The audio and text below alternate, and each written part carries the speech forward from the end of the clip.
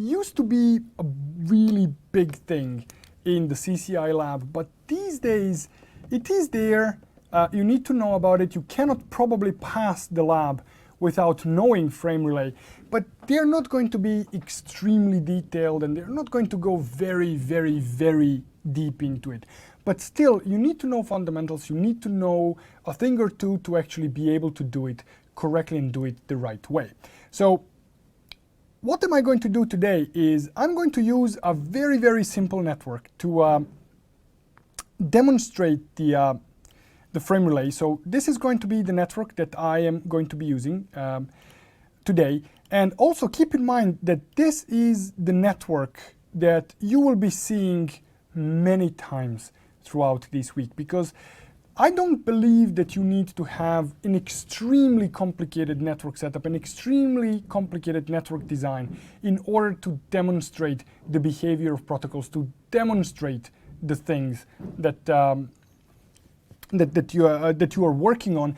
You need to have 3, 4, 5 devices at most to be able to explore the technologies in depth. So for the frame relay, I'm going to be using just these 3 devices. But because of the thing that I mentioned earlier, that in your lab you are actually going to have one of your routers be the frame relay switch, what we are going to do here in our setup is we are going to configure R5 to be the frame relay switch. So we are going to be configuring the frame relay switch, and we are going to be configuring our R2 and R4 to be the endpoint devices. Before I can actually go in and talk about the endpoints, talk about the frame relay and explore this in detail, I need to clarify one thing that I have seen many of my students struggle with. And it's a very, very simple concept. It's the concept of DTE and DCE. Now, we all know that DTE stands for Data Termination Equipment, and that DCE stands for Data Communications Equipment. Now, the problem here is that there are 2 unrelated things, 2 unrelated concepts that use the same terminology, and frame relay is just one of them. Now, on a fundamental level, when we have 2 routers, let's say R1 connected to R2, and that are connected over the serial link, one of these routers needs to provide the clocking, needs to provide the speed. So the side that actually provides the speed on layer 1 will be the DCE. The side that receives the speed, that receives the clocking information from the link itself, will be a DTE. And this is on layer 1. Now, when we have a back-to-back connection like this, when we have a router that is directly connected to the router, the side that is DCE is determined by the kind of the cable that is plugged in. And it's a special side of the cable, special connector that is called the DCE connector. And you can actually see this if you type show controllers, serial interface. The interface will tell you, the router will tell you which side of the cable is actually plugged in here. And again, this is something to do with layer 1. Now, frame relay itself also uses the DCE-DTE terminology, and the frame relay switch on layer 2 is called the DCE device, while the endpoints are called DTEs.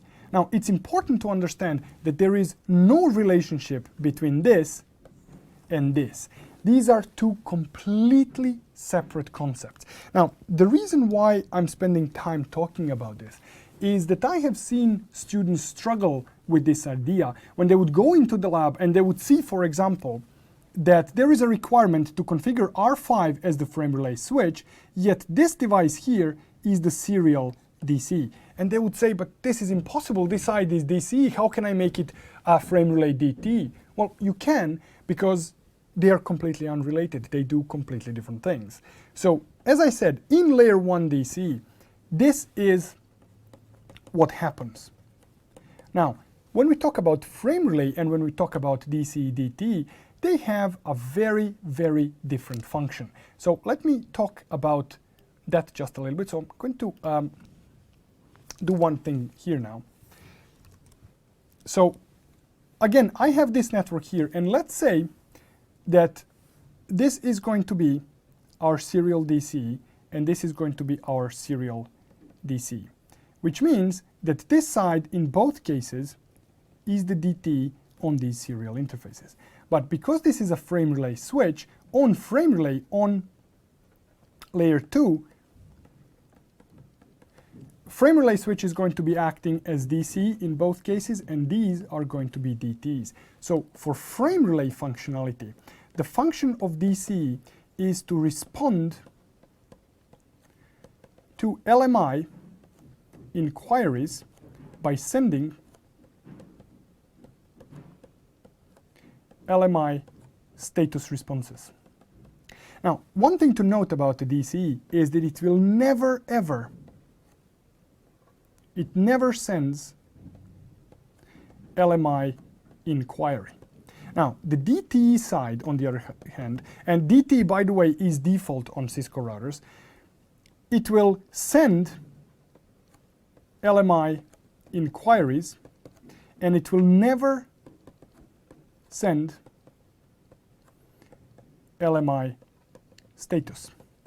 Now, this is important because I mentioned that you might have situation in which you need to troubleshoot the frame relay switch in the troubleshooting section of your lab. And this is very, very important because you can end up in the situation where this is causing some communication not to work, and you need to know where to look for it. So what I'm going to do now is, again, let me just clone this page. So all these examples here, I'm keeping them. So I'm starting with the fresh page that just has this background here. So what I'm going to do now is just a very, very simple configuration. I'm going to bring these two interfaces up. I'm not going to configure any IP addresses, not going to configure frame relay to begin with. I'm just going to bring the interfaces up and make sure that I get CDP neighbors so to verify that interfaces are actually fully operational. So I'm going to go to R5. I'm going to say interface serial 020, no shutdown, interface serial 000, and I'm going to say no shutdown there. On R2, interface serial 020, no shut, and on R4, interface serial 010, no shutdown there. So what I'm expecting here is that my interfaces have changed state to up. So what I want to see is CDP neighbors, and I can see that both R2 and R4 are now up and running. So I do have the communication there. So let me now change the link between R2 and R5. So this link here, I'm now going to change it to frame relay. So the only thing that I'm going to do here and here is the encapsulation frame relay. So no other changes. So here I am on R5, encapsulation frame. Here I am on R2, encapsulation frame. So let's see what's going to happen here. So if I do show interface, serial 020 now, for relatively brief period of time, I will see that interface is up and that the line protocol is up. But relatively quickly, and I need to catch it there because it is going to take about 30 seconds, 40 seconds before we can actually notice the change here. So let me not be too impatient. And you know, I already mentioned that I am very, very patient man for very brief periods of time. And of course, whenever I want to reproduce some failure, that takes much longer than, there we go. So here, now we can see that on R2, the interface change state to up and line protocol is down. If I go to R5, I'm going to have the same situation there, but that's not exactly what I wanted to show you. I wanted to show you one other brief situation. So let me just bring the interface down very quickly. Apologies for this. Just want to change the interface to admin down, because up down is what you usually expect, but there is one other state that is a little bit tricky to reproduce, but it's very important to be able to see it at least once so that you know what you're dealing with. Just want to see something. Okay. Okay, this one is up.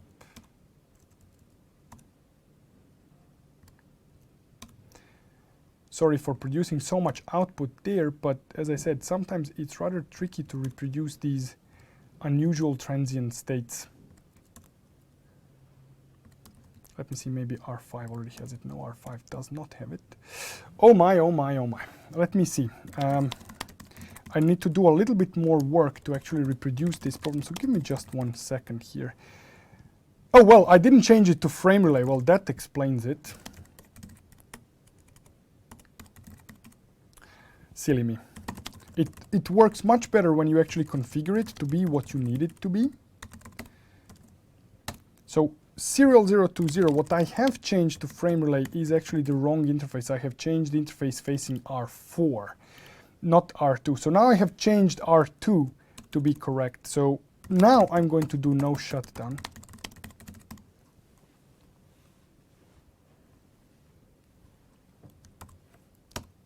And this is the state that I wanted to show you. So now you can see that the serial interface is up and line protocol is down, and it says looped. Now, I can guarantee you that this is the actual connection. R2 here is connected to R5. And you remember that when we had this as HDLC, this was no problem. We had the CDP neighbor and everything was functioning normally. But now something on R2 here is saying it's looped. Now, what is looped? This is where we have to go back to this rule here. It says that the DCE will respond to LMI inquiries by sending the LMI status, and it will never ever send an LMI inquiry. Now, R2 here, our router R2, is configured to be DT. It expects that the other side here is configured as the DCE. But in our case, because we are using the default configuration on serial 020 and the default configuration here, they are now both configured to be DTEs, which means that this router here is sending the LMI inquiries and this router here is sending LMI inquiries. But R2 here does not expect LMI inquiries back. And here is when one more thing comes into play. If I go to R5 and if I take a look at show interface serial 020, on R5, I'm going to see that the line protocol is down. So R5 is not seeing this weird looped state, but R2 here is still seeing it as looped. And here is the key. When the LMI inquiry, so this is the inquiry that is being sent, when the LMI inquiry is being sent out, there is a serial number of it. There is a sequence number that is being sent. And let's say, for the sake of simplicity, that the sequence was number 1. Now, when the interface came up on R2, if R2 was the one who sent the inquiry first, R5 here, configured as the DT, is going to receive the inquiry from a router that it doesn't expect. And what is it going to do? It's going to ignore it because it doesn't expect it. R5, on the other hand, because it's a DT, sends its own inquiry, and because interface came up first, the sequence number is also going to be 1.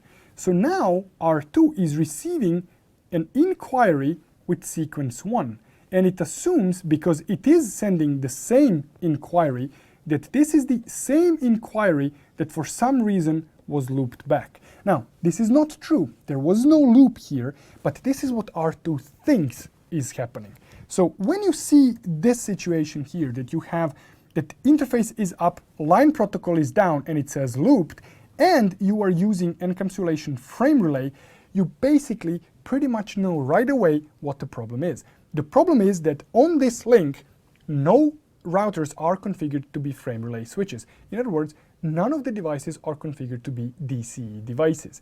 Now, depending on the timing, it could be one or the other.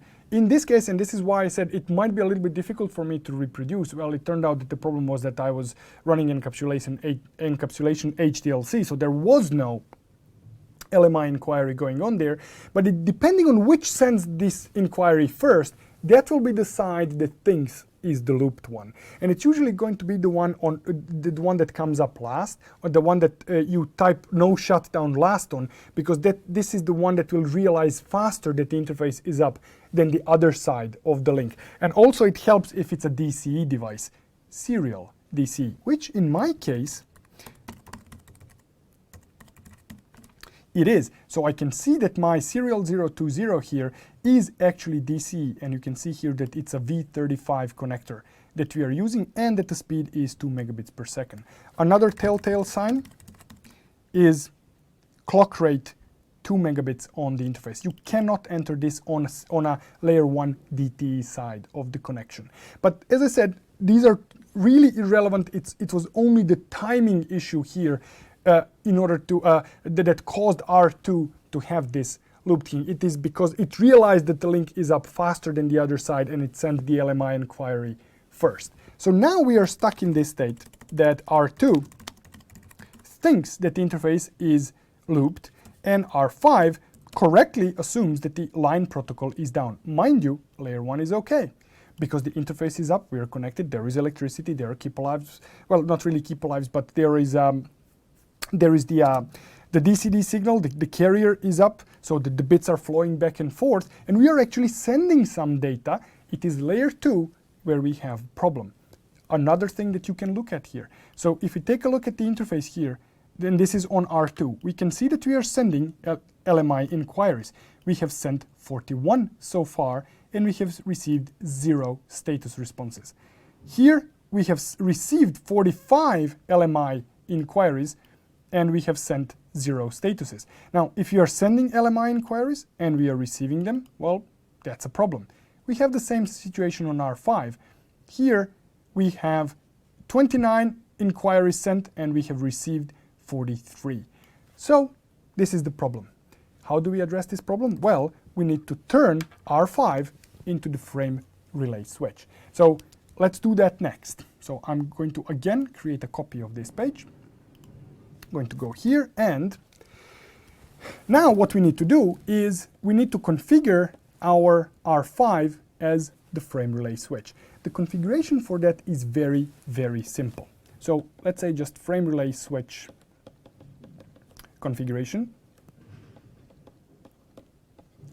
These are the steps. First, enable frame relay switching globally. Then create, actually there is one step between there.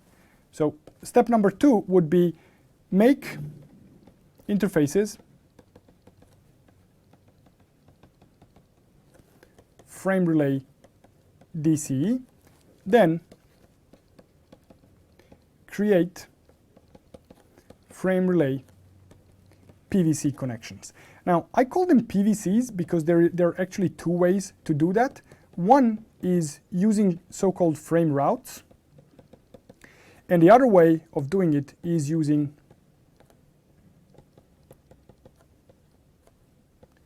connections. I will show you both of these. So these are pretty much the same. They provide the same functionality, except that the frame routes here are part of the frame relay switching framework,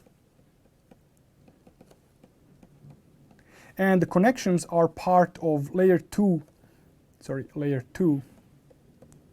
VPN framework. Now, this sounds scary, I know that, but don't worry, these are actually much simpler to configure. So that's what we are going to be doing next.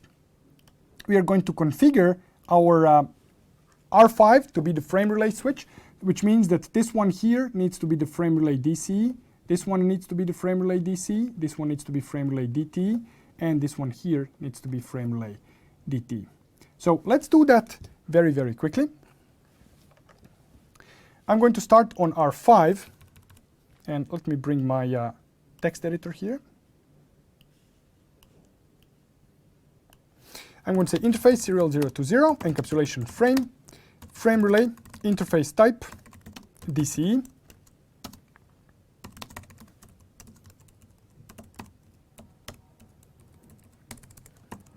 Really no need to bounce the interfaces, but I always found the best results are when you actually do it. And here, before everything, I'm just going to say frame relay switching. This is where I'm going to enable frame relay switching. So very, very simple configuration. So this goes on R5. So now, if I go back to R2, if I take a look at my counters, that should be happening relatively quickly. Now you can see here that we are sending LMI inquiries. So here we have sent 67, and take a look. Now we are actually receiving a status in response. Here is the second one, and take a look. We are no longer looped. Now its line protocol is down. It takes some time for this to come in. It will take actually three of the statuses for this to work. So there is the third status received, and we can see here in the middle of this output that the line protocol actually changed state to up, and we can see now that we have that this counter is increasing, but we are no longer receiving the frame relay inquiries. We are only receiving the statuses. On R5, show interface serial 020, oops. We are now sending the statuses, but this counter here is no longer increasing. This one stays at 54, and we can see that this one increased from 5 to 6. So now we actually have frame relay connection between R2 and R5, where R5 is acting as the switch, and we should have the same situation with R4, except on R4 we haven't configured the frame relay. So this is still HDLC, so let's configure it as frame. When we do that, we should be receiving the inquiry at some point. There it is, one inquiry has been received. And as I say, it takes some time for it to come back up, and there we go, it just came up. So now we actually have frame relay connectivity between R2 and R5 and R5 and R4. Now, we not yet have the connection between R2 and R4. What we're going to do now is we are going to make the connection between R2 and R4. So our R5 is the frame relay switch, so that doesn't change. So what we want to do is let's have a black connection between R2 and R4. So on this black connection, I want to use del C 204 on R2, and I want to use del C 402 on R4. And I want to have 192.168.24.0/24 as the IP addressing on this connection. And I will use .2 on R2, and I will use .4 on R4 as the IP address. Now, the requirements for this connection here, and I will write them down, so this is going to be the black one, is that I want to use on both sides, on R2 and R4, I want to use frame relay physical interfaces, which means I'm not going to be using any sub interfaces, and I want inverse ARP to be turned off.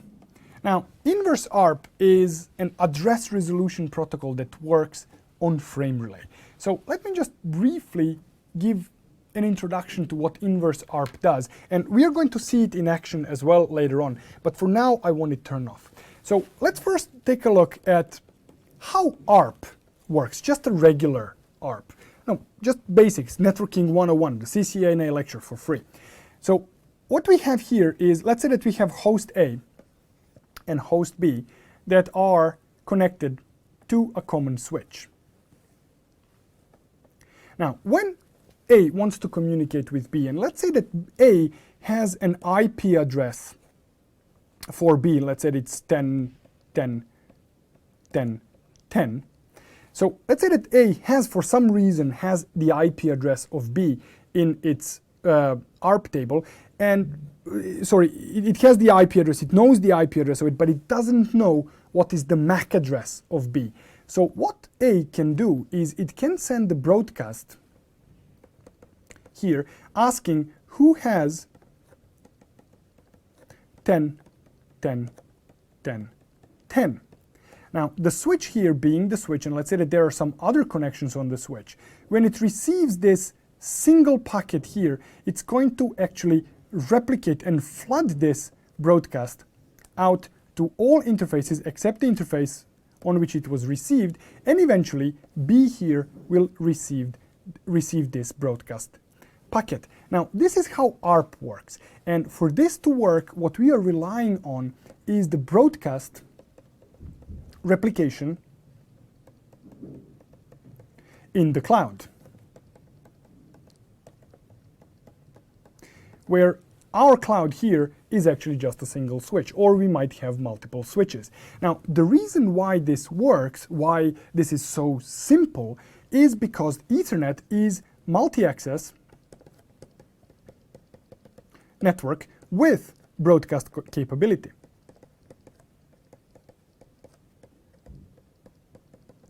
Now, frame relay, on the other hand, is non-broadcast network, which means it's a multi-access non-broadcast network, which means we cannot do this. We cannot send a single packet to a frame relay switch and tell it, or sorry, I should say single frame to a frame relay switch and tell it, hey, send this to everyone you know about. We cannot do that. So what inverse ARP does is something very, very different. So let's here take a look at the inverse ARP. What we have here, again, let's say that we have host A, we have host B, and here let's say that we have some switch and we are connected here. So this is now frame relay switch, and let's say that we have some host C. Now on this link here, frame relay switch is going to communicate to A what are the available DLCs, and let's say that the available DLCs are the connection to C and the connection to B, and let's say that these are DLCs 102 and 103. So what A here can do is it can send out a request down DLC 102 and down DLC 103, basically saying, hi, I'm A, sorry,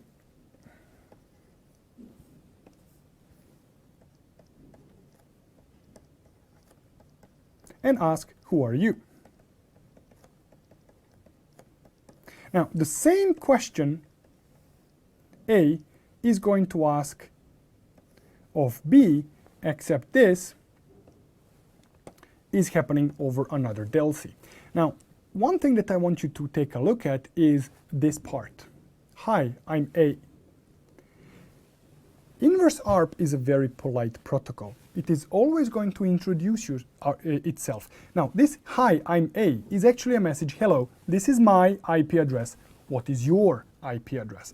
Now, being a polite protocol, you are always going to get a response from inverse ARP. So C here will always respond back saying, oops, sorry, wrong color. It's always going to respond back saying, okay, I'm C, and B here is always going to respond with I'm B. Now, when you talk about inverse ARP, it's important to understand that we can turn off the question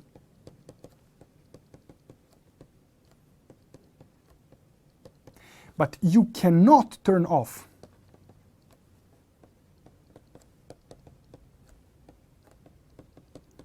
the answer.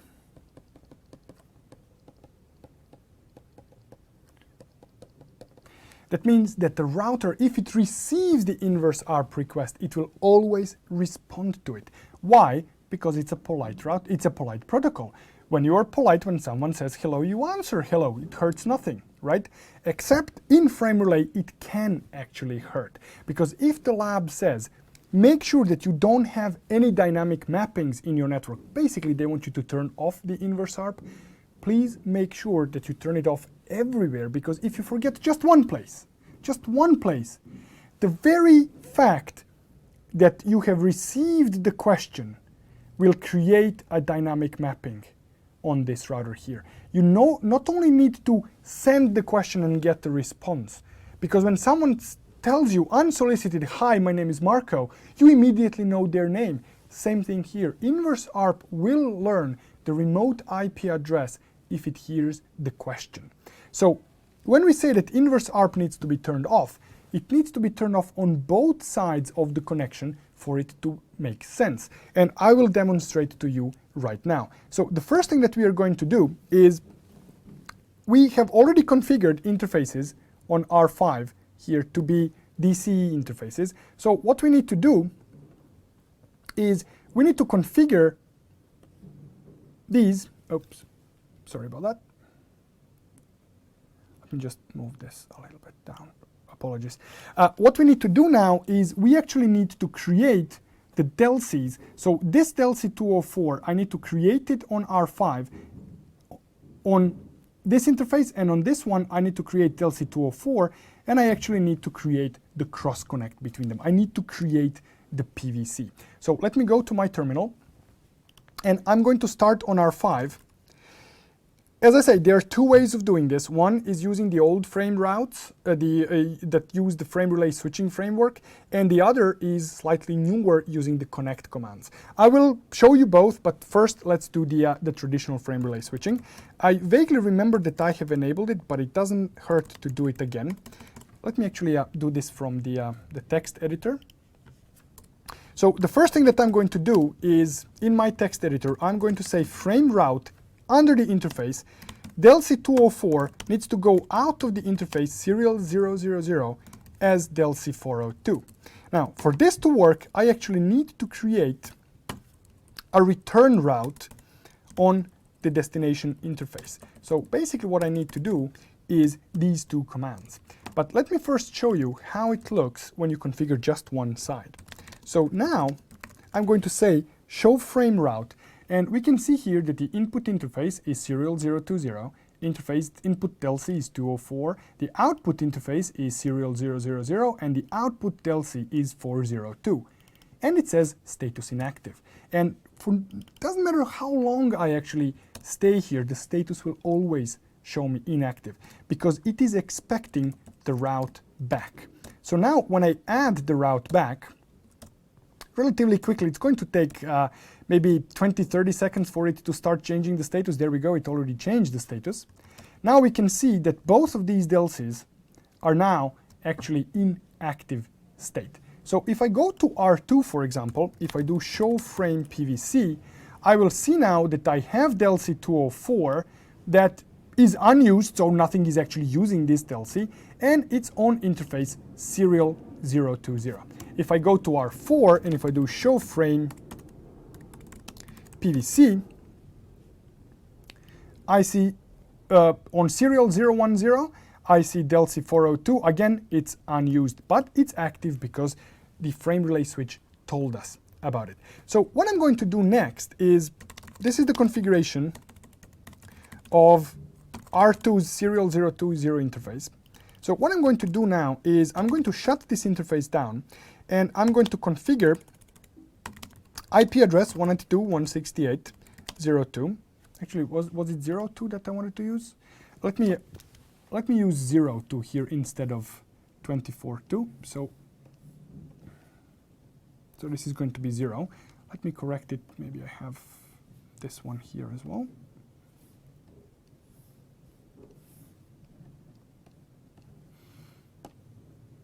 Okay, that was the only place where I had it. Apologies about that. So, and I'm going to do the same thing on R4. So I'm going to say IP, let me shut it down. IP address 192.168.04. And now on R2, I'm going to say no frame relay inverse ARP. So on R2, I'm turning off the inverse ARP. If I take a look at the configuration, this is how the interface looks on R2. And on R4, this is how interface looks there. So let me show them side by side. So this is on R4, and as you can see, I have not touched inverse ARP there, which means it's turned on. And on R2, the inverse ARP is actually turned off. Let me bring up both of those interfaces. So if I do show frame PVC, now I can see that the delcy is there. Delcy says still unused. It's going to say that for just brief time. There we go. We have this on R4. Now, let me go to R2. Okay, let's wait for some time. It actually takes about 60 seconds for this to happen. So we might need to wait just a little bit. Again, my patience kicks in.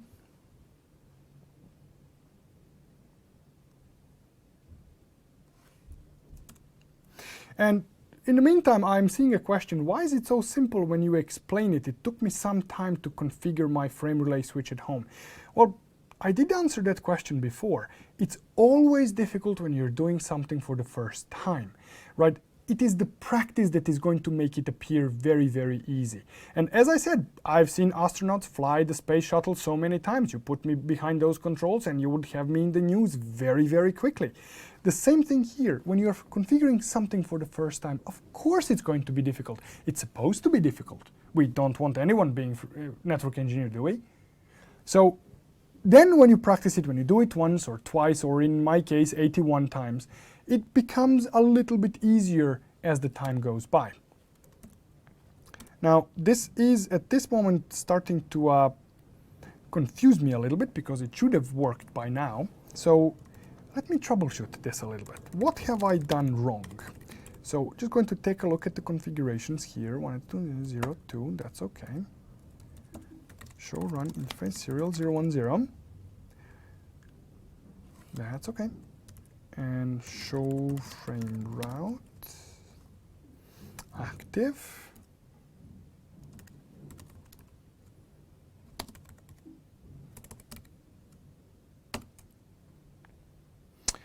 Am I getting any input packets? Okay.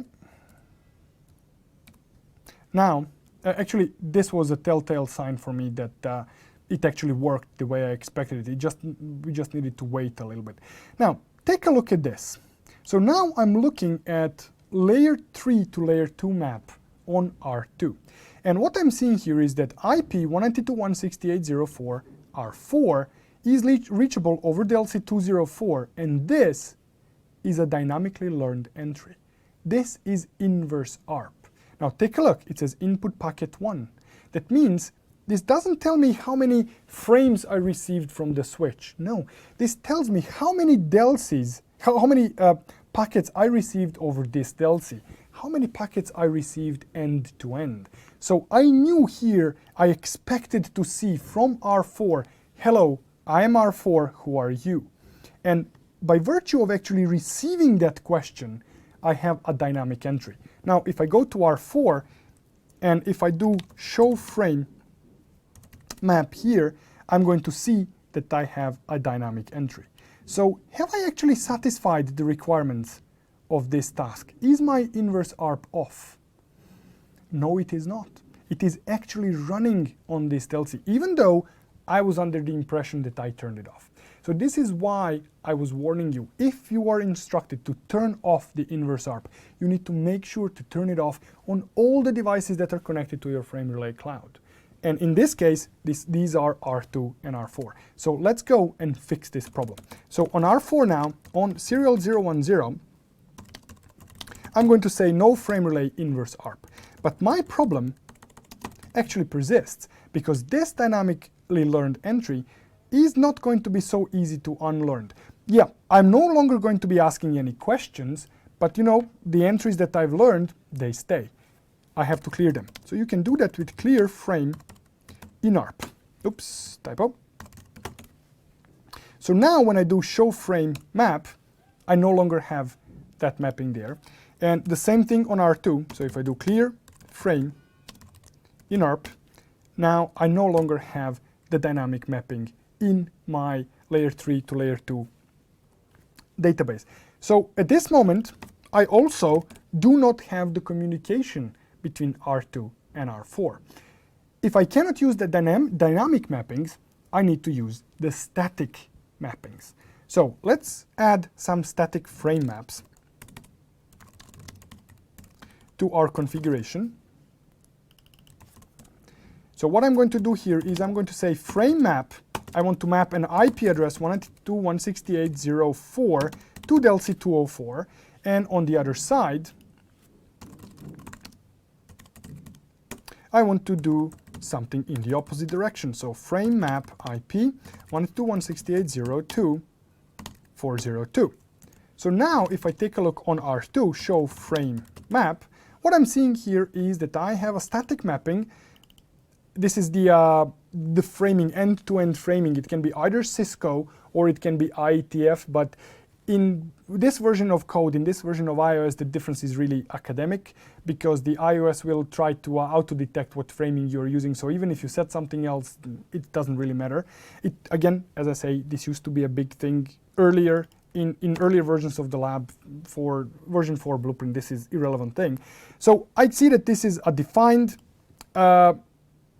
mapping and it's active. So right now from R4, I should be able to ping from R2, I should be able to ping R4, and I can see 5 exclamation marks. And as my wife says, I am the happiest when I see those exclamation marks in the lab.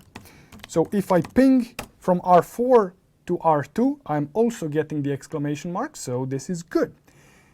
Now, my question to you is, and I am hoping to hear answers, so get ready to do some typing. Can I from R4 ping R4? Can I ping 192.168.04 from R4? That's very good. The overwhelming answer that I received is no. Let's just confirm that. Well, helps with do. Obviously, I cannot ping. Now, the next question is going to be crucial. Why? Why is it that I cannot ping from R4 to R4? Now, mind you, here I'm not asking you how to solve this problem. What I'm asking you is, why can I not ping? What's the reason for this ping not working? I'm smiling because the overwhelming answer that I received is exactly what I expected. You all know how to fix it. You all know that I need to add the frame mapping, and one of the answers was it's the way frame relay works. It needs to be mapped to the layer 2 to layer 3 resolution, and one was loop prevention. That's not actually it. But you have not answered my question. You are telling me how to fix it, but what's the problem? Why? I mean, it's my own IP address. Why should I not be able to ping it? If I take a look here, for example, on R4, if I do, for example, show IPsef, I will see that 192.168.04 is set to receive on serial 010. Why can I simply not ping myself? While you're thinking about that, I'm going to stop the video because I want to prepare one example there. So unrelated to this, and I just want to show you something. Totally different example. I'm going to have 2 routers. This is going to be R6, and this is going to be R9. This is serial 020. This is serial 020. And the network between them is 192.168.69.0/24. This is .6, this is .9, and we are running default HDLC encapsulation between them. So let me bring these 2 routers in. And if I take a look at the interface, show interface serial 020, on R6, I can see that this is 192.168.69.6/24. And on R9, show interface serial 020, it says 192.168.69.9/24. And we can see here that encapsulation is HDLC. So there is no frame relay involved, nothing of the sort. My question is, if I ping 192.168.69.9 from R6, will this work? Very simple. Yes, no. What do you think? Yes, of course it's going to work. Now, another question is, if I try to ping myself 192.168.69.6, will this work? Yes, no. Very good. So this works like a charm. Let's go to R9. So on R9, I'm going to ping 69.6. Will this work? What do you think? Again, yes, no. Okay, very good. And this works like a charm. Ping 192.168.69.9. Will this work? Again, simply yes, no. Oops. Help me troubleshoot this a little bit. So R6 can ping R9 and R6 can ping R6. R9 can ping R6, but R9 cannot ping R9. Again, HDLC interfaces on both sides, so no frame relay involved. Where would you start troubleshooting this problem? Show run interface on R9. Well, that's of course a very logical place to start. So show run interface serial 020. That's pretty much what I have. IP address and no fair queue. So would you like to see the other side on R6? Okay. So there is the configuration of the interface on R6.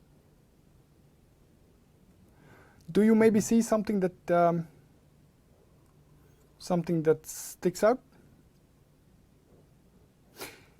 Well, yeah, but why would an access list on R6 affect the traffic when R9 pings R9? Well, let's see what happens when R6 tries to ping R6. So obviously, I know that works. But what happens if I actually do a trace route? Now, mind you, this is my own IP address. Take a look at the trace route.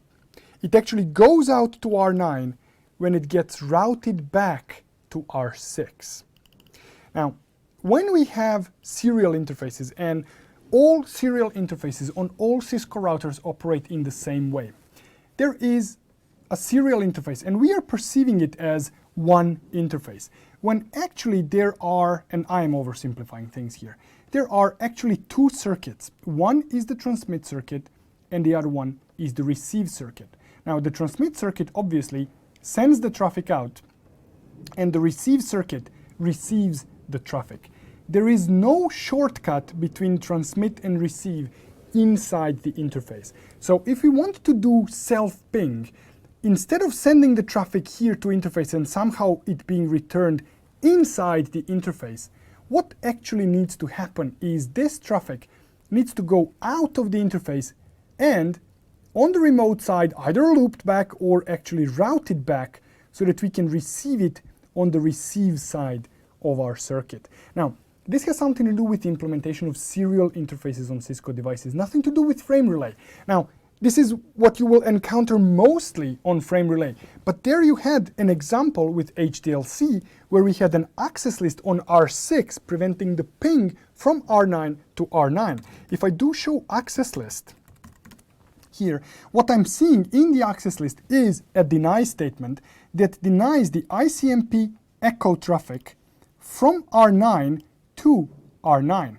So if I do a trace route from R9, so instead of just pinging, if I do trace route, I can see it going to R6 and then coming back to R9. Actually, this wasn't a very good example because trace route in iOS is not ICMP, so this will actually succeed. But we can see where this traffic goes. But if I was to change this access list just a little bit, so IP access list extended 100 node 10, and if I said deny IP, this, so just deny,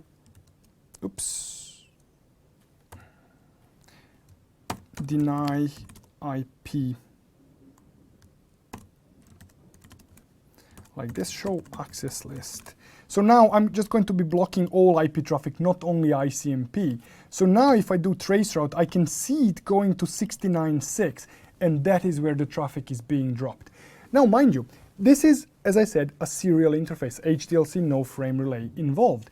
Now, that same exact thing is actually happening in our frame relay example. So what needs to happen here, and let me bring this in.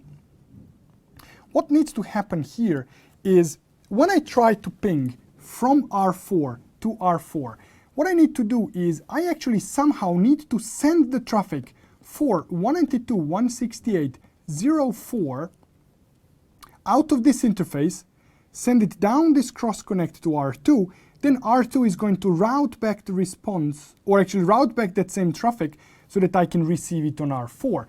When I'm responding to my own ping, I'm actually sending the response out of this interface where it gets routed back when it gets switched, and then it arrives back. Now, the problem here is, of course, in this part, and this is something that you have correctly identified. You all knew how to fix it. because serial 010 is a multi-point interface, what is happening is we know where to route the packets. That's no big deal because we actually have the route. So if I do show IP route on R4, I can see that 192.168.0.0/24 is pointing out of serial interface. But let's take a look at what happens when we actually send the traffic there. So what I'm going to do here, I'm going to create a very simple access list. 100 permit ICMP any echo. So this is the only thing that I care about. And I'm going to say debug IP packet 100. Okay, so I'm going to watch for traffic that is ICMP echo traffic. And I'm going to ping 192.168.0.4, and I'm going to send only one packet. So let's see what our debug tells us. Now, the first thing that we are going to see here, that the packet is actually being routed. There is no problem with that. Then we can see that we are actually generating the traffic. We are sending the packet down the encapsulation path. So we are at layer 3, we do have the route, we know where to send the traffic, and we need to send it down the layer to layer 2 so that we can actually generate the frame to send.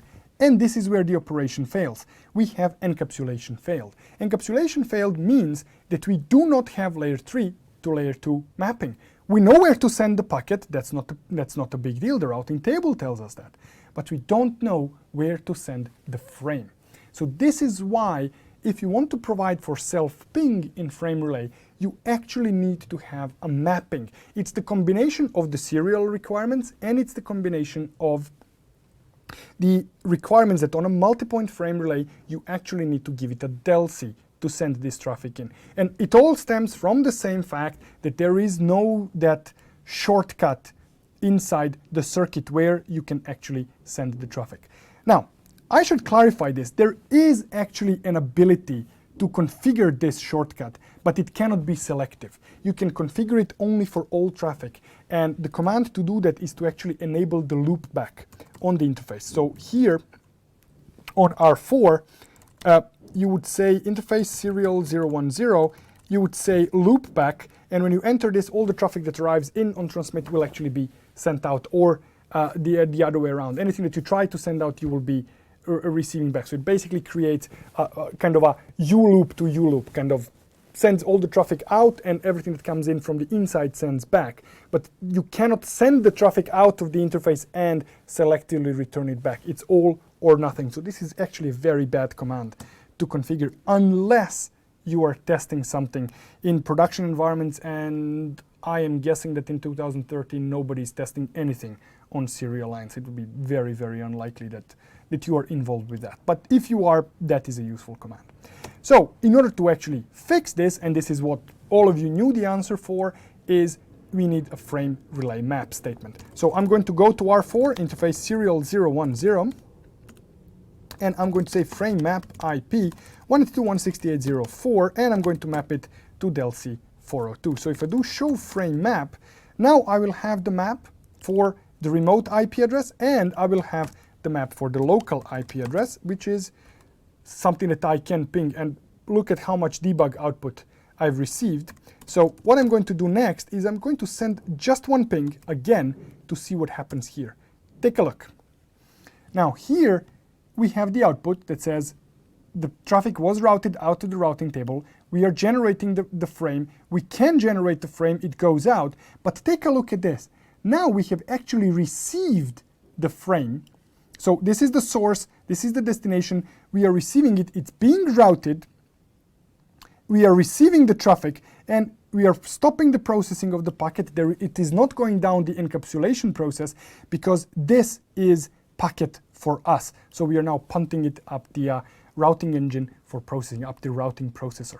So this is really the root cause why you need that one single map statement for self-ping, and not necessarily related to frame relay, because you've seen it with the HDLC. The next thing here between R2 and R4, and mind you, let's do the same, let's apply the same fix on R2 so that R2 can ping itself. If I was to run a routing protocol between R2 and R4, let's say RIP or EIGRP or OSPF, would would I be able to do that without any additional modifications? Well, I believe that we briefly mentioned it yesterday as somebody was asking me about the broadcast statement on the frame relay, and I went explaining it in the chat, so I'm now going to do it here as well. Right now, the broadcast traffic or the multicast traffic between R2 and R4 does not work, and I can easily verify that if I ping the broadcast address from R2.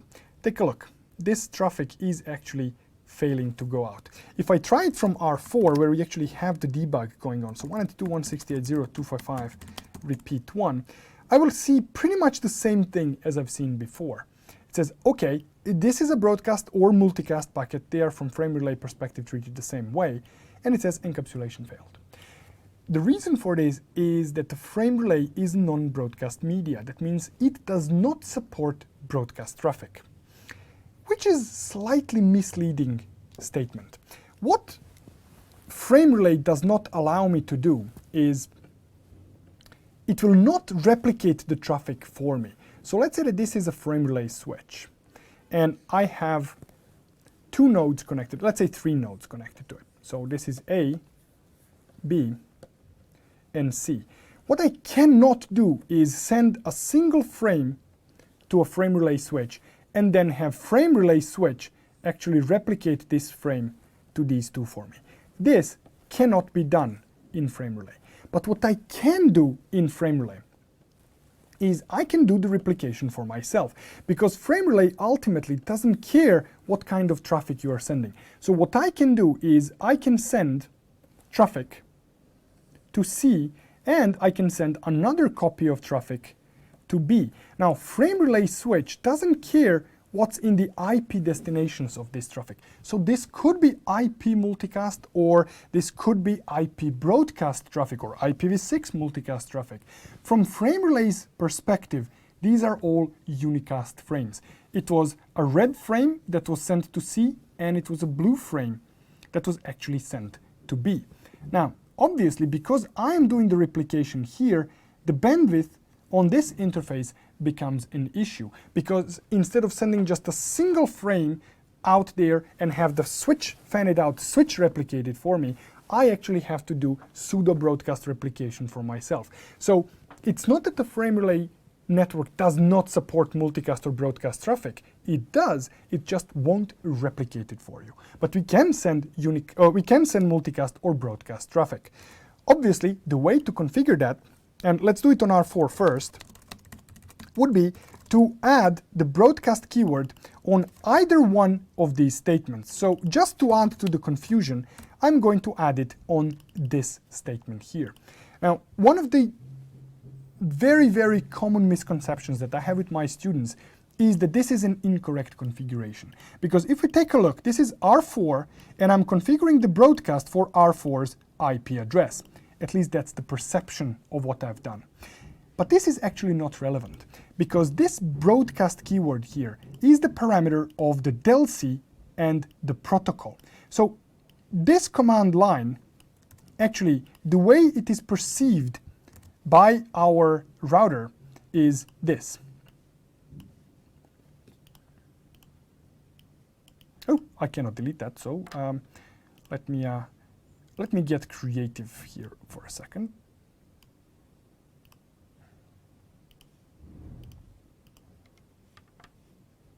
Of course, that didn't quite work the way I wanted it to work, but I'm not giving up just yet. So basically, the way this is perceived by the router is this. The router doesn't care what the IP address is. The only thing it cares is that for IP protocol on delc 402, enable pseudo broadcast replication. Now, another thing that you might have here is instead of IP, you could have IPv6, in which case you are enabling pseudo broadcast application for IPv6. And those of you who might be going for a service provider test later on, another option that you might have here is CLNS, which is needed if you want to run ISIS over the frame relay. So this is why this IP address is irrelevant and why this is a perfectly valid configuration here. So let's give it a test. So I'm now going to ping 192.168.0.255, repeat 1 from R4. And now what I will see is that the packet was actually sent and I have received a response. So there is the response from 192.168.0.2. You see that 0.2 actually responded to this traffic. Now, on R2, obviously, this doesn't work just yet because on R2, I have not enabled pseudo broadcast replication. So let's go ahead and fix that on R2. Again, it doesn't matter on which entry you do that. So let's do 192. Let's try ping here. So now we should be seeing this traffic going out, and on R4 we are actually going to see some debug output because this was now echo traffic, not echo reply. Another common mistake about the broadcast statement that I see from my students is the following one. Because they're unsure about this, do I need it here, do I need it there? Sometimes just to make sure, my students do this. So now I have enabled pseudo broadcast replication on two of my on two of my frame map statements, but keep in mind that they are referring to the same DELC. So let me again send just one ping, just one ping goes out. So we can see it here that one packet was sent, and take a look at this. We have received two responses from R2 because this thing here is actually lying to us. One packet indeed was sent, but it doesn't tell us how many frames were sent. This one packet actually got encoded in 2 frames and were sent as basically a copy of the same traffic was sent twice to R2, and R2 responded to, from what it perceived, 2 ping packets.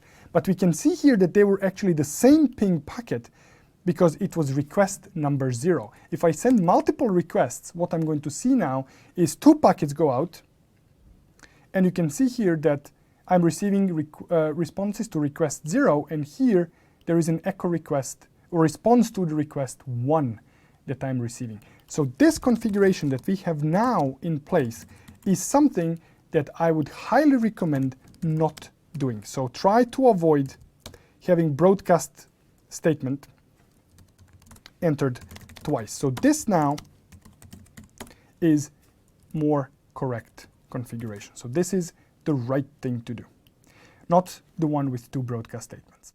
We are going to add another link between R2 and R4, and let's call this one a red link.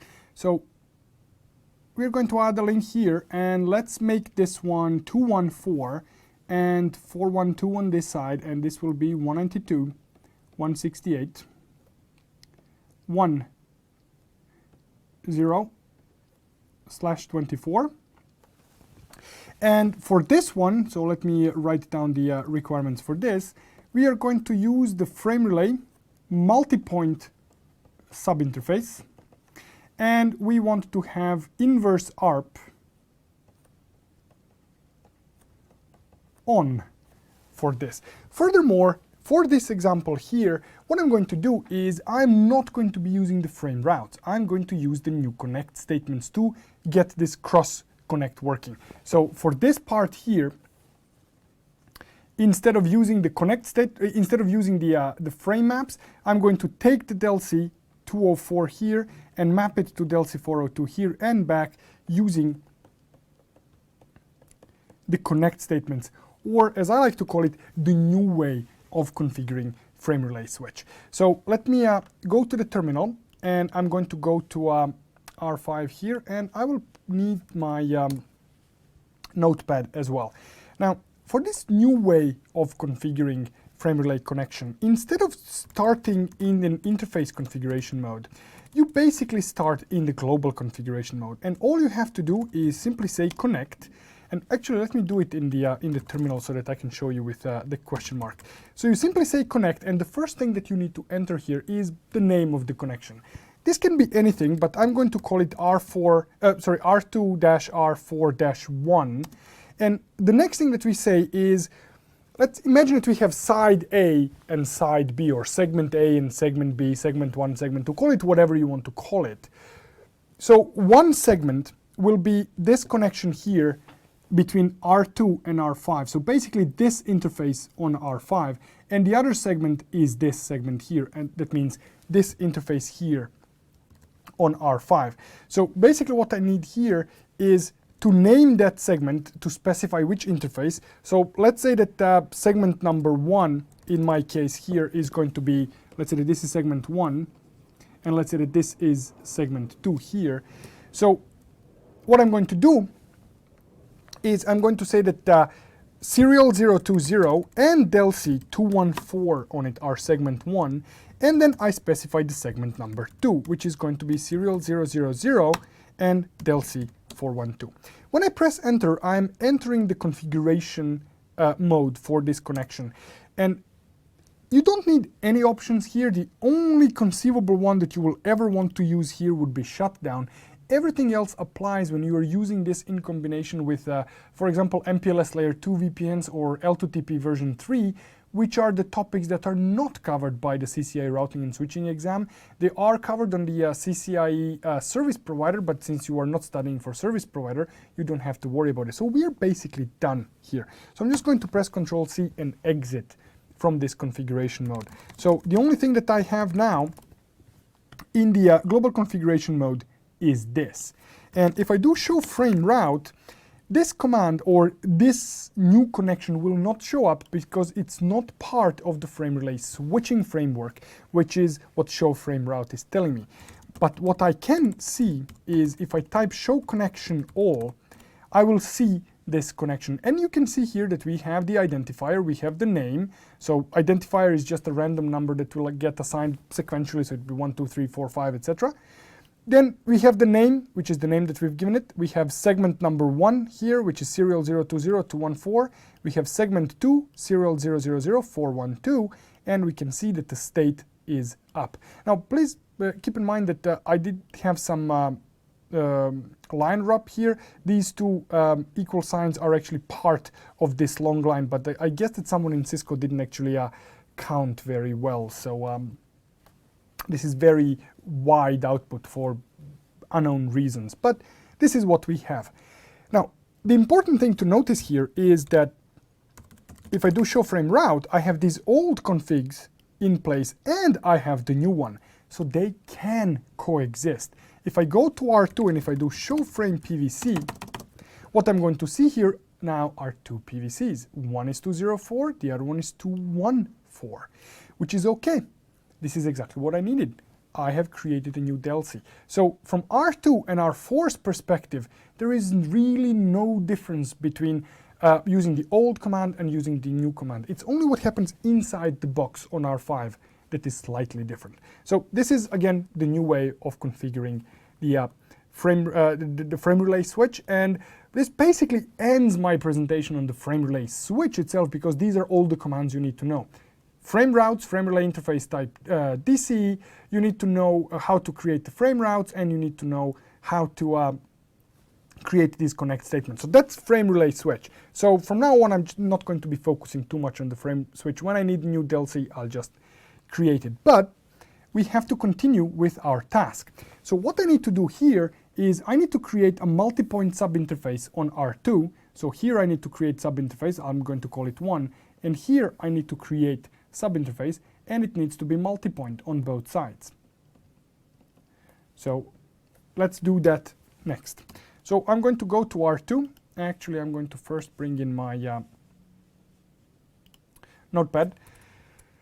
So I'm going to say interface serial 020.1 multi-point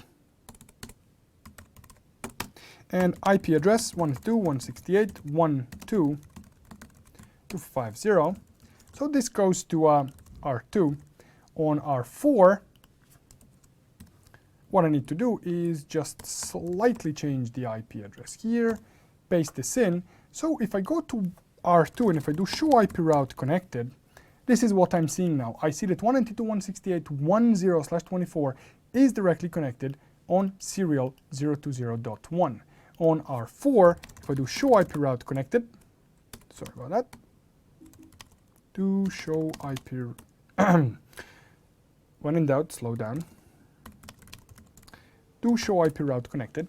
So what I have here now is 192.168.10/24. So I do have the route. So if I try to ping between R2 and R4, will my ping actually work? The overwhelming answer was yes, that I should be able to ping. But let's give it a go. So I'm here on R4, and I'm going to say ping 192.168.12, and when I send the ping, I'm getting encapsulation failed. So the ping is actually failing right now. So let me turn off the debug and let's take a look at why my ping is failing. So again, I'm still on R4. I'm going to say show frame PVC. Now, this is the PVC that I actually care about, 412. Take a look. To which interface is this PVC mapped to? It's mapped to a physical interface, serial 010. So if I take a look at the running config of the interface and the sub-interface, I'm mapping the interface, the DELC 412 to this interface here. But there are no DELCs mapped to this sub-interface. So when I try to ping, I do have the route, but I don't know where to send this traffic. I don't have any DELC mapped there. So how do I bring in the DELC to my serial 010.1? And the same thing is on R2. What do I need to do to make this work? You know that I'm setting you up for a trap when I ask seemingly simple question. So again, the overwhelming answer that I received was you need to create a frame map. Well, let's read the requirements again. This needs to be a frame relay multi-point sub-interface. That's okay. But I need to have inverse ARP on. Now, the problem with inverse ARP on is that it's incompatible with frame maps. So when I use the frame map on a particular DELC, basically, I'm going to turn off inverse ARP on that DELC. I need a way to map a DELC to a sub-interface that does not involve the frame map statement. Do I have such an option? Well, as it turns out, I do have it. The option to do that is frame relay interface DELC command. Now, the problem, again, that I've seen many students struggle with is that there is this assumption that frame relay interface DELC command is somehow related to point-to-point sub-interfaces. Well, in a way, it is related to point-to-point sub-interfaces because this is where you are most likely going to see this command. But when you are running frame relay with a multi-point sub-interface, you can still use this command because the only thing that this command says is that this DELC is available on this sub-interface. And that's exactly what I need to do. I just need to tell my router R2 here that DELC 214 is actually available on a sub-interface and not on the main interface. Then what's going to kick in is the inverse ARP, which is going to help me provide my layer 3 to layer 2 resolution. So let's go and take a look at this. So I'm going to go to R2 now, and I'm going to say frame relay interface DELC 214. Now, if I do show, I'm actually going to type exit here. If I do show frame PVC now, I will see that DELC 214 is now mapped to serial 020.1. Now, on R4, show frame PVC still shows the old output. Now, I might need to wait around a minute to show you something, but it may have already happened. So what I'm going to do now is this. It actually already happened. Take a look at this. Now, you remember that in our previous task, we have actually turned off an inverse ARP on serial 010. But take a look at the highlighted entry. It's a dynamic mapping on a physical interface serial 010. Take a look at the IP address here. It's 192.168.1.2. So R4 thinks that this IP address is available on this physical interface. even though our inverse ARP is actually turned off here. How did this happen? Well, as it turns out, when you create a multi-point subinterface, which we do have on R2, so when we created this interface here, and when we actually mapped the delc to it, inverse ARP started working on this interface. And contrary to popular belief, the inverse ARP statement configured on a physical interface is not inherited on the multi-point subinterface. So this configuration here, or I should say this configuration here, does not apply to this subinterface. So R2 is actually sending out inverse ARP requests. And remember how they look. Hello, I am R2, this is my IP address, what is your IP address? When R4 received that, it created that dynamic mapping and responded to R2, which also has a dynamic mapping, but it has actually a correct mapping because on R2, delc214 is actually mapped to a subinterface, but on R4 it is not yet mapped. See here, delc412 is actually mapped to a serial interface. This is yet another thing that you need to be on a lookout for with inverse ARP. You see how dangerous it can be in the lab? I mean, this can cost you to lose points. Not only that, but you are now cross-wiring the traffic. Now the traffic from a physical interface on R4 is ending up on a sub-interface on R2. Some of the traffic is ending up there. Now you can see also here that the broadcast traffic is actually mapped to this delc, which is the default with inverse ARP, which means that if I sent, for example, OSPF hellos or EIGRP hellos or RIP updates, they would be actually arriving on R2's subinterface from a physical interface on R4. Extremely dangerous, and not to mention, it can be very annoying, because in a case of OSPF, you're going to get a log message that is going to be popping up every now and then.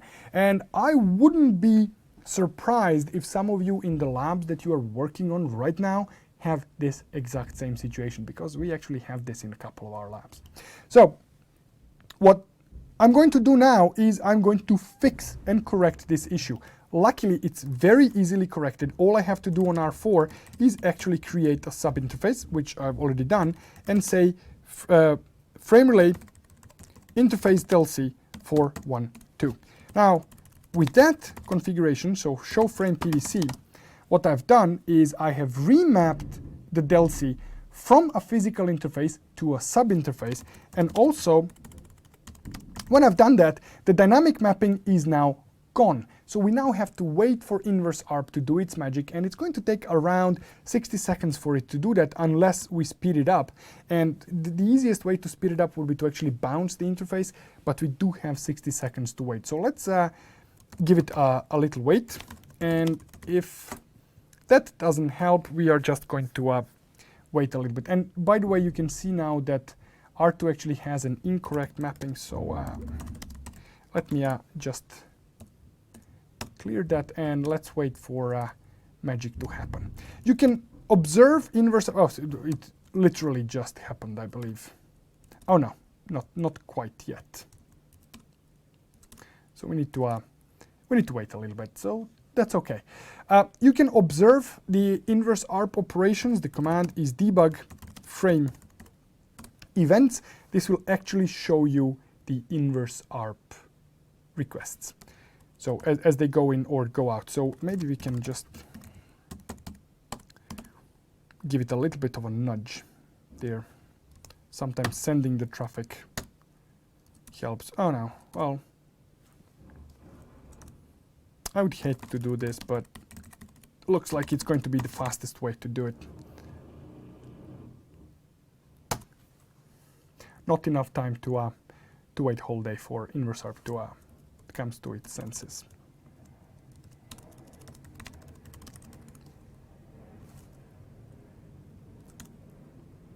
So not yet there. We are seeing inactive here. We first have to wait for the switch to send us the information.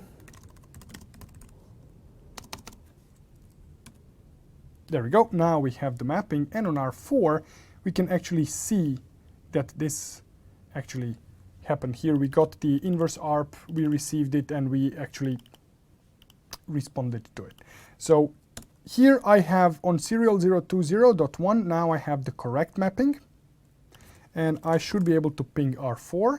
On R4 side, let me turn off the debugs, show frame map, I should have the correct mapping for R2, and I should be able to ping it. Also, please note that when you are using inverse ARP, the pseudo broadcast is automatically turned on for you, so there is nothing you need to do to make that work. But when you are using inverse ARP, you have the problem with self-ping. This will not work. And the bad news is that when you are using inverse ARP and you are required to use only inverse ARP, there is no way to make this work. Because the way to make this work would be to configure the frame map statement. And if in the lab they tell you don't use frame map statements, well, don't use frame map statements. You just have to live with the fact that you will not be able to ping your own interface. Don't fall for the time waster that involves creating a loopback interface with an IP address and then on a multi-point interface using IP unnumbered, because this is what will happen in that case. So I'm just going to show you that example. So I'm just going to say IP unnumbered loopback 0. Take a look. It says this is available, or this is possible only on non-multi-access interfaces. So you cannot do this on a multi-point sub-interface. So let me see if this actually removed the configuration. It did not remove the IP address, which is good, so I should still be able to ping the other side. So to recap, if you are asked to use inverse ARP without the frame map statements, forget about the self-ping. That will not work, and this is something that is perfectly acceptable in the lab if this is what they actually want you to do. The question is, some of my frame interfaces that transit through frame relay switch only come up when I have no keep alive command. Now, I find it very unlikely, and here's the reason why. Because the no keep alive command, what it actually does is it turns off the LMI on the frame relay.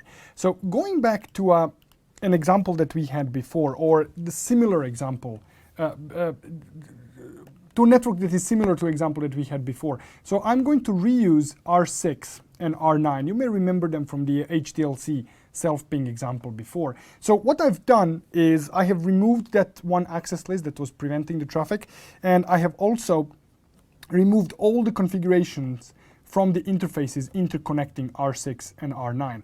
So here we have 0 to 0 interfaces. So let's say that I wanted to have between R6 and R9, I wanted to have two logical connections. I wanted to have a blue DELC and a red DELC. So let's say that this is going to be 609 on this side and 609 on this side, and that the red one is going to be 906 and 906, and that I want to run, let's say, 192.168.96.0/24 here, and that I wanted to run 192.168.69.0/24 here. Again, 6, 9 on two other sides. So I have one interface and I want to have two logical connections between these two devices.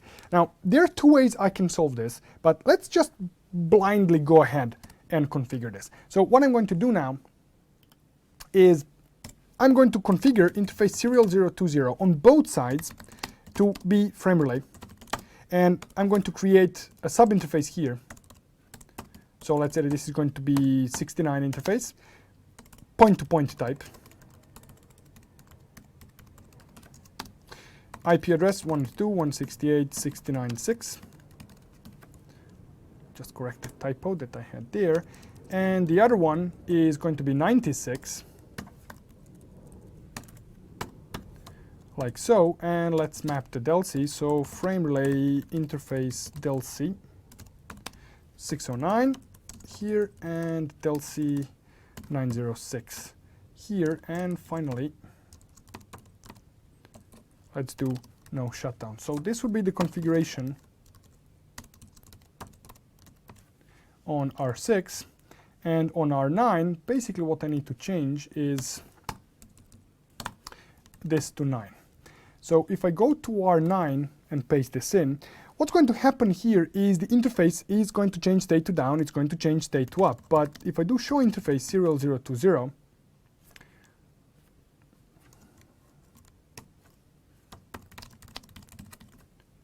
here, remember this? It's going to show up as looped. Why is it showing up as looped? Because we are sending the inquiries and we are receiving the inquiries. On R9 here,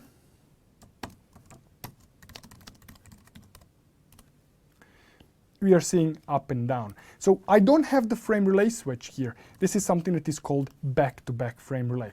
Now, when you have this configuration here, this is where we basically, on this interface here and on this interface here, we need to do no keep alive. Now, when we do this no keep alive here, basically what we are going to say is we are turning off the LMI. So there will be no inquiries, therefore there will be no loop. So this is one solution for this. Another one would be to declare one of these interfaces as the DCE, even though we don't have the frame relay switch. So if I go back to my configuration here, so actually I need the text editor, so let me bring it up. So what I'm going to do here is I'm just going to say no keep alive. That's the only change.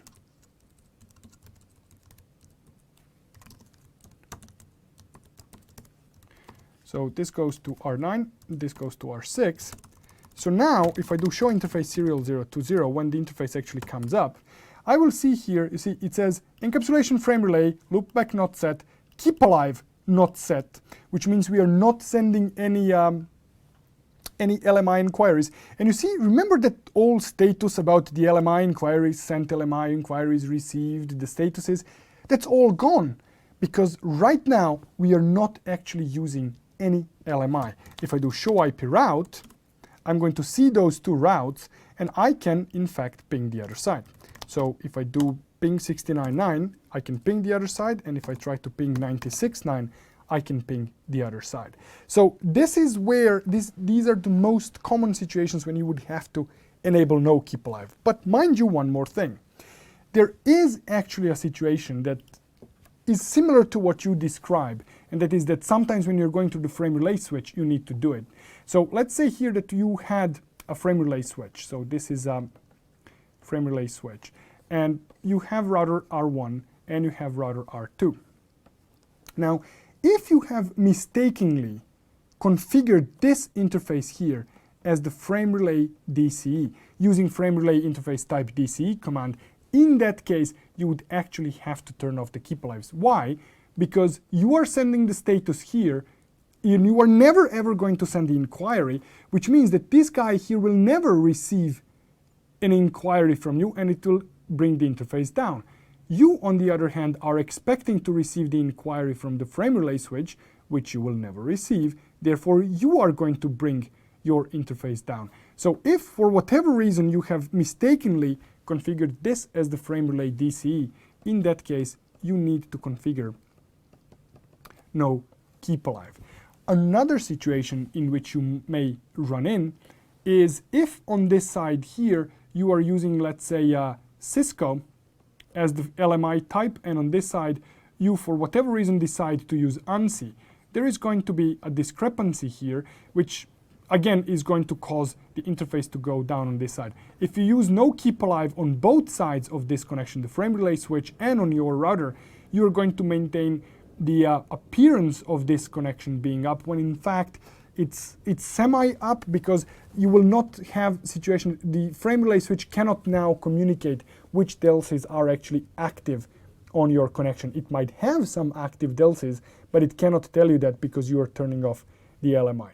These are the two examples that we went through so far. So we have built the black DLC between R2 and R4, and we have built the red DLC. Let's add green DLC here. And this green DLC here is going to be 2 to 4. Oops, sorry about that. It is going to be 2 to 4 on this side, and it's going to be 4 to 2 on this side. The IP addressing scheme is going to be 192.168.2.0/24. And here are the requirements, and this is going to be very, very, very easy, straightforward. We are going to use frame relay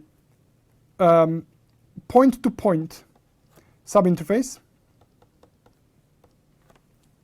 and there is no inverse ARP to worry about. When you are using a point-to-point sub-interfaces, there is no inverse ARP. So let's start this configuration by going to our R5.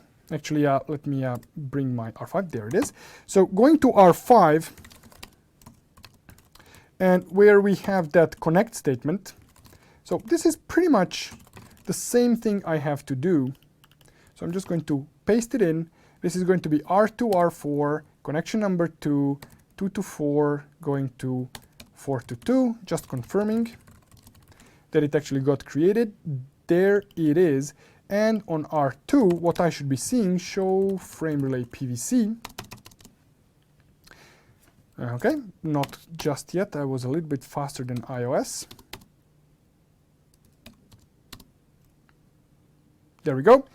Delcy 2 to 4 is now available, but keep in mind, it is available on serial 020 by default, so I have to move it to a sub interface. So let's do that. I'm going to go to interface serial 020, going to create the sub interface number 2, going to say point to point, I'm going to say IP address 192.168.2.2, and then I'm going to say frame relay interface type, interface Delcy 2 to 4. And this is going to be the error message that is going to meet me now. It says that PVC is already assigned to interface serial 020. In this version of iOS, in the version of iOS that you will have in the lab, this is an annoying situation that you will encounter. When you are creating a point-to-point sub-interface, for a Delcy that is already mapped to a physical interface, there will be this error message. There are multiple ways of actually solving this. Some are more intrusive than the others, but one that I found works the best is to actually go to a physical interface and do no frame relay interface Delcy 2 to 4. So on a physical interface, I'm telling the router, delete this Delcy from the interface. So now if I do show frame relay PVC, I will see, okay, sorry about that. I will see that this interface is actually gone from the mapping. But there is a problem with that. That is that this command that I just entered is not actually in the running configuration. It does take effect, so Delcy was actually removed, but you've seen here on the output that I did just prior to the one that I said was okay, that Delcy was present. Now, the reason why it was present is that every, 3 or 4 LMI inquiries, the router is going to request a full status update. When that happens, the router is going to relearn the Delcy that you just removed. So unless you have already mapped it to a sub-interface in the meantime, after some period of time, that Delcy, oops, I just removed it. I was hoping that, that I would be able to show you this. Oh, there it is, actually. It just showed up. I was very lucky. So here, the Delcy showed up, even though I have actually removed it from the interface. So you might be unlucky that you type in this command, so now it's removed from interface, then you go to a sub-interface, and then when you type frame relay interface Delcy, actually I can just do it like this, you get that error message again. Well, despair not, just remove it from the interface and do it again. Or even better, just do this in one single copy-paste action. So you just go to interface serial 020, say no frame interface Delcy 2 to 4, then go to the sub-interface mode and create it. So you take this, copy paste, and if you get the error message, you know that PVC is present, you just paste this couple of times. Now, if you're trying to delete the Delcy that doesn't exist, the router will complain, but do you really care about the router complaining? I don't. So let's do the same thing on R4. So there, this is interface 1, and this is Delcy 422, and we need an IP address. So we're going to R4. So here we're going to, oops, Going to paste this in. We got no error messages there, so show frame PVC. What I'm looking for is 4:2 mapped to a subinterface, which it is, and on R2 here, show frame PVC. On R2, I'm looking that delc 224 is mapped to a subinterface, which it is. Show IP route connected shows me that this subnet is pointing to a subinterface, so I should be able to ping R4. I should also be able to ping myself. Now, the reason why I can ping myself with no additional action is if I take a look at the show frame map. Now, for this delc here, you see that no actual IP addresses are mapped to a delc.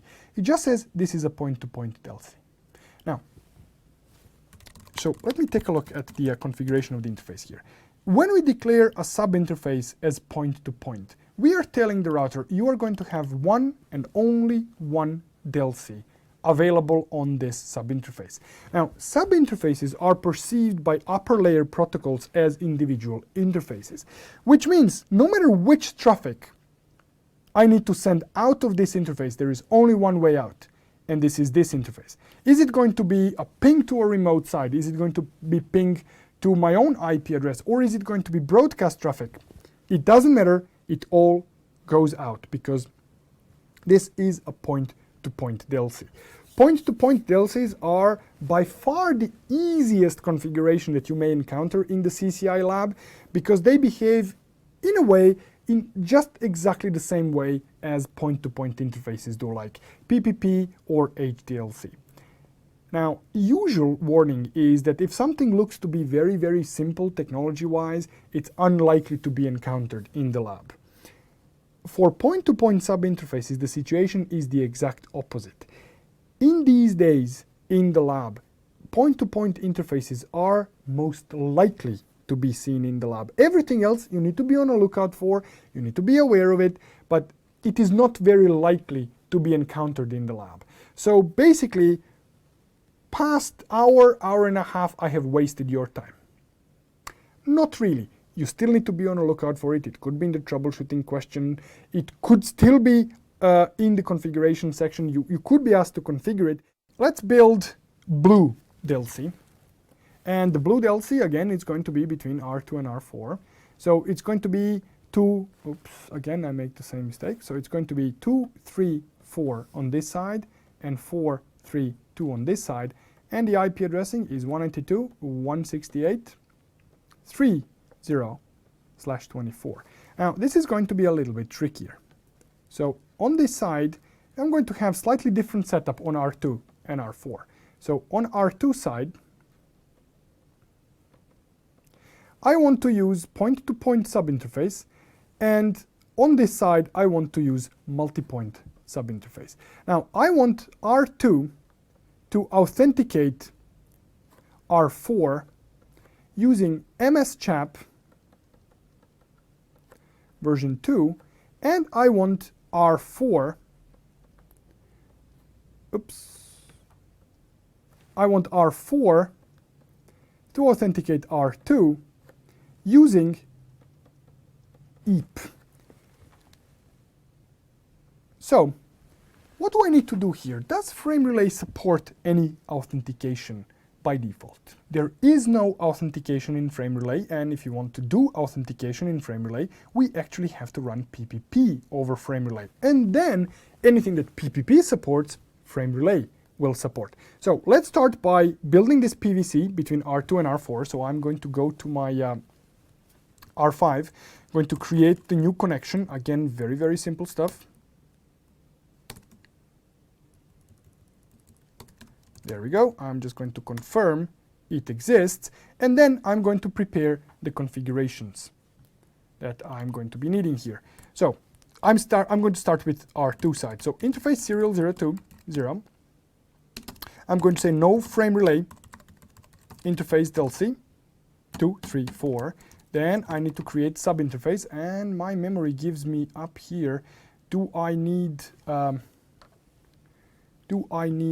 point-to-point subinterface? Yes, it's point-to-point.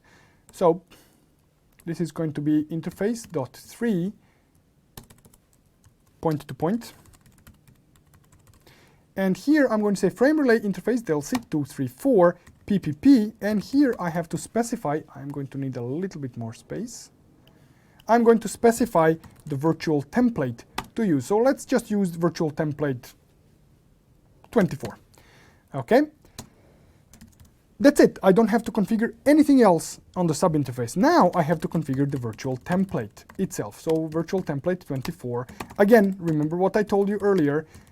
I know the encapsulation is PPP by default, but I'm not going to trust iOS about it. I'm going to set it. It takes me exactly 0.25 of a second to do that, 250 milliseconds. So the next thing that I have to do is see who is authenticating who. R2 needs to authenticate R4 using MSCHAP version 2. So what I need to do here is really first create the username for R4. I'm just going to use R4 as the username and password IP expert, and I'm going to say PPP authentication MSCHAP version 2. Now I also know that R4 will be asking for my credentials using EAP. So let's give it that answer. So I'm going to say PPP identity R2 PPP EAP identity and PPP EAP password IP expert. So this is the configuration on R2. Now this is going to be the configuration on R4. I'm going to put them one above the other, just so you can, let me see if I can fit them both somehow. Probably can. There we go, this will work. So I'm going to paste this in. Now the configuration on R4, I'm expecting the username from R2. This changes, this changes, this changes, this changes to multipoint. This changes. Actually, what I'm missing here is an IP address. So let's add the IP addresses here.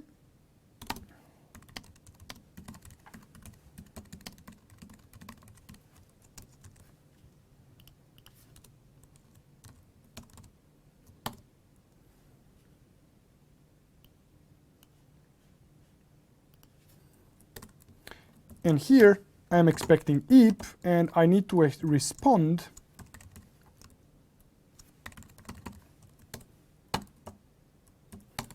with CHAP. Now the problem is when you are using EAP as authentication and consistency of iOS, there are 10 commandments of iOS. Commandment number 1, thou shalt not be consistent. And these were the 10 commandments of iOS.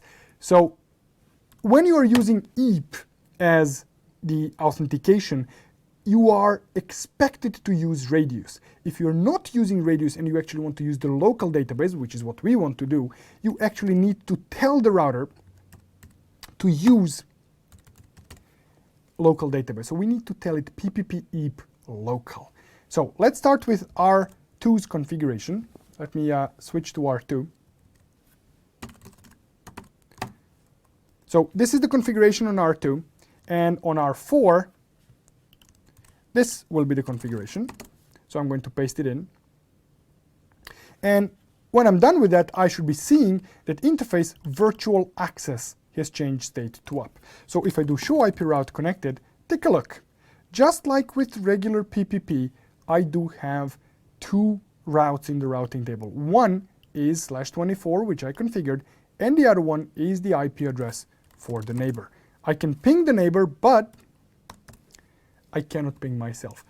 Absolutely the same situation is on R2 right now. So if I do show IP route connected, I can ping 4, but I cannot ping my own IP address.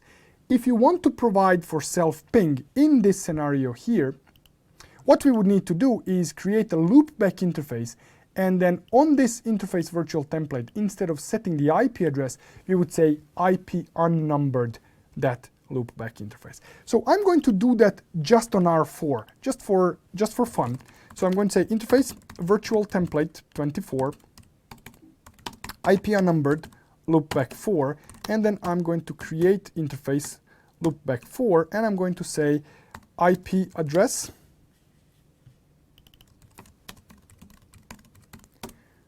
like so. So if I do show IP route connected, now this is what I'm seeing. And this is where that /32 route may start making some sense. Take a look at this. Now, my /24 is reachable through the loopback. Now, if this was the only route that I actually had in my routing table, I would never be able to ping R2 from R4. Why? Because I would be sending traffic out of the loopback interface. But now, when PPP over frame relay is actually up and running, and when I learned /32 route from the neighbor, I know that that particular host is actually reachable through that virtual access interface and not through my loopback. So at this point, I can ping my neighbor from R4, but I can also ping myself, because this traffic here is going out of the frame relay interface. It's actually going through the virtual access interface, which is then going over the frame relay and reaches R2. But this traffic is actually going out of the loopback interface. So I have two different destinations for this traffic. So this is one of the reasons why we have that /32 route, the one that I talked about when I talked about PPP itself.